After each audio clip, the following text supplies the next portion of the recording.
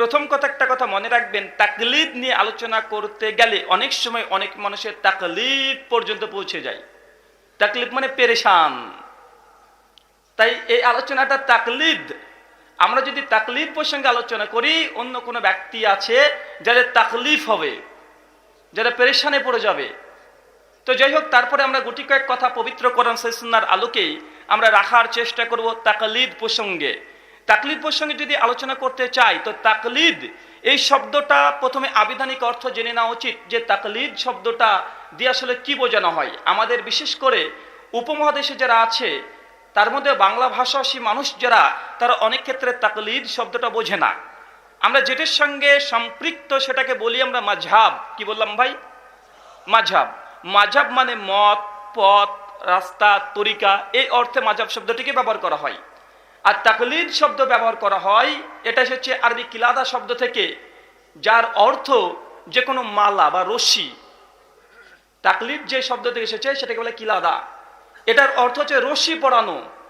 সে বুখারী খুলবেন, কুরবানি অধ্যায় আম্মা জান আয়েশা রাদিয়াল্লাহু তাআলা আনহা সূত্রে একটা হাদিস আছে, হাদিস নাম্বার 1603 এবং 4।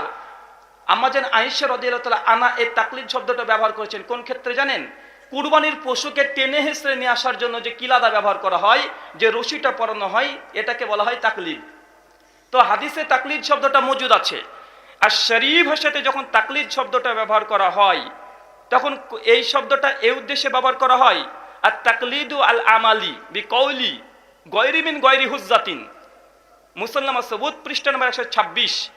পরিষ্কার উসুলে হানাফিদের যে ফিকের গ্রন্থ মুসাল্লামা সবুতে পরিষ্কার লিখছে, আর তাকলিদু আল আমালি বিকয়রি গয়রি মিন গয়রি হুজ্জাতিন, মানে তাকলিদ হচ্ছে ওই জিনিসকে বোঝায় যার পক্ষে কোনো দলিল নাই। কি নেই ভাই? দলিলবিহীন কোনো ব্যক্তির কথাকে বিনা দলিলে মেনে নেওয়ার নাম হচ্ছে তাকলিদ। তাকলিদ গায়ের হুজ্জাত, যেখানে কোনো দলিল নেই, কোনো প্রমাণ নেই, প্রমাণবিহীন অন্ধের মতো অনুসরণকে বলা হয় তাকলিদ। কথা বুঝতে পারছেন? এই কথাটা হানাফি ভাইদের যে কোনো গ্রন্থ, তাদের উসুলের গ্রন্থ হোক, তাদের তাকলিদের উপরে লিখিত কোনো গ্রন্থ হোক, প্রত্যেকটা জায়গাতে এই একটাই সংজ্ঞা, যে দলিল ব্যতীত, প্রমাণ ব্যতীত, নবী ব্যতীত উম্মতের কোনো ব্যক্তির কথাকে শিরোধার্য মনে করে মেনে নেওয়ার নাম তাকলিদ। এই সংজ্ঞা থেকে আপনারা অন্ততপক্ষে এটা বুঝতে পারছেন যে তাকলিদ জিনিসটা ভালো না মন্দ। ভাই কি মনে করছেন? তাকলিদ জিনিসটা দলিল প্রমাণবিহীন কারো কথাকে মেনে নেবেন, আমল করবেন, এটাকে বলা হয় তাকলিদ।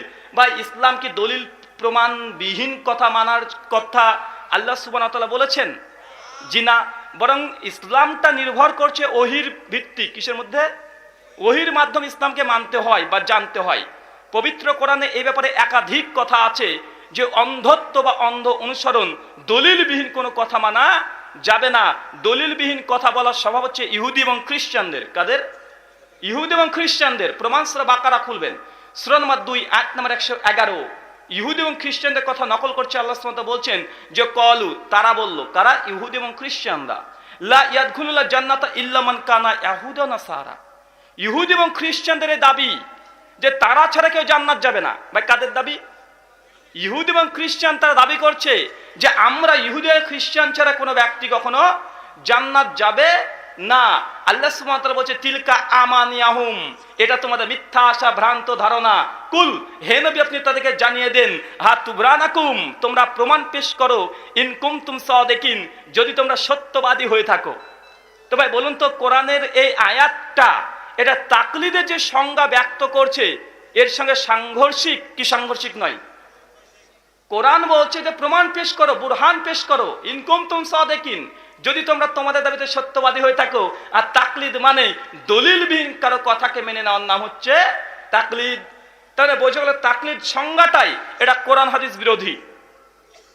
তাকলিদ সংজ্ঞাটাই কোরআন হাদিস বিরোধী। বা বলুন তো, এটা কখন ইসলামে অনুমোদিত হতে পারে? যার সংজ্ঞাটাই 100% কোরআন এবং হাদিস বিরোধী, এটা কখন ইসলামে অনুমোদিত হতে পারে না, 100% প্রমাণিত।